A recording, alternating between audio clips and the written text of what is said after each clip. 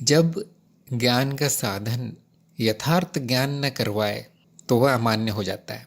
ये शास्त्रोक्त वाक्य मैंने बताया। अब इसका अर्थ क्या है?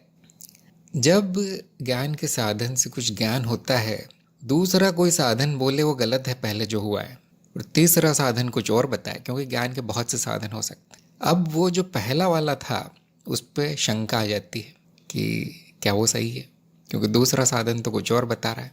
जब वो बार बार ऐसा होने लगे कि यहाँ इस साधन से जो भी मिलता है उसमें शंका रह जाती है, तो फिर वो अमान्य हो जाता है।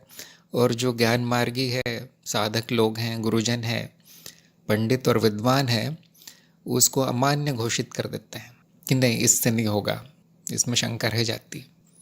तो इसमें मैं ये जोड़ना चाहता हूँ कि जो इन्होंने दो साधन बताए हैं, अप्रोक्ष अनुभव और तर्क, वो सर्वमान्य है। लेकिन और भी साधन हैं।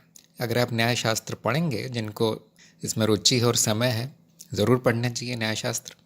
उसमें और भी साधन बताए गए हैं। जैसे मुख्य साधन जो है वो शास्त्र और गुरु है, वेद उपनिषद और गुरुजनों द्वारा लिखे गए किताबें और गुरु स्वयं, जीवंत गुरु, इनको भी साधनों में डाल दिया गया है। तो ऐसा नहीं कि ये साधन बेकार हैं, वैसा बिल्कुल नहीं है। जैसे ही कोई गुरु या कोई शास्त्र वो कहता है जो आपका अप्रोक्ष अनुभव नहीं है, तो फिर आपको संदेह होना चाहिए। और उल्टा भी है कि आपका अप्रोक्ष अनुभव है, कोई शास्त्र या गुरु ठीक उल्टा कहता है या कुछ और कहता है, तो आपको अपने अनुभव पे संदेह होना चाहिए कि मैंने जो देखा, मैंने जो अनुभव से जाना, क्या वो सही है। क्योंकि शास्त्र और गुरु के वचन, उनका बहुत भार है, उनका बहुत महत्व है। ऐसा नहीं है कि वो गलत बोलेंगे, कभी नहीं। तो हमेशा दूसरे साधनों पर भी एक नज़र डाल लेनी चाहिए कि हाँ, अब देखूं, अप्रोक्ष अनुभव तो ये कहता है मैं शरीर नहीं हूँ, ठीक है, ये बहुत साधारण सा मैं उदाहरण दे रहा हूँ। अब मैं देखूं तर्क क्या कहता है, क्या बदलता है शरीर? हाँ, बदलता है, तो मैं नहीं हूँ, तत्व नहीं है फिर वो, और मुझे मेरा तत्व जानना है, तो उसमें से शरीर हटा सकते हैं। अब आपको यहाँ बैठना नहीं है। जो सच्चा खोजी होता है ना, वो थोड़ा सा इस तरह का होता है, संतुष्ट नहीं होता जल्दी। आपको देखना है अब शास्त्र क्या कहते हैं।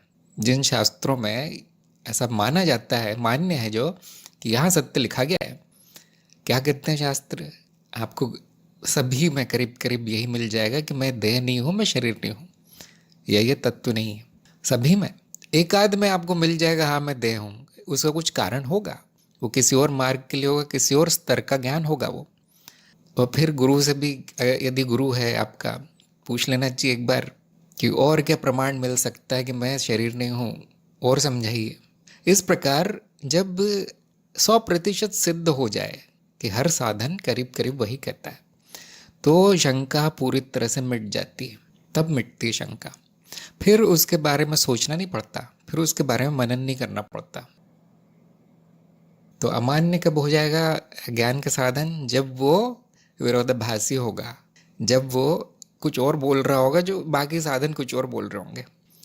यहाँ पे ध्यान रखना चाहिए कि कभी कभी ऐसा भी होगा कि एक साधन जो बोल रहा है वही सत्य निकलता है, बाकी जो बोल रहे हो वो गलत। कभी कभी ऐसा होगा, लेकिन अक्सर नहीं होगा।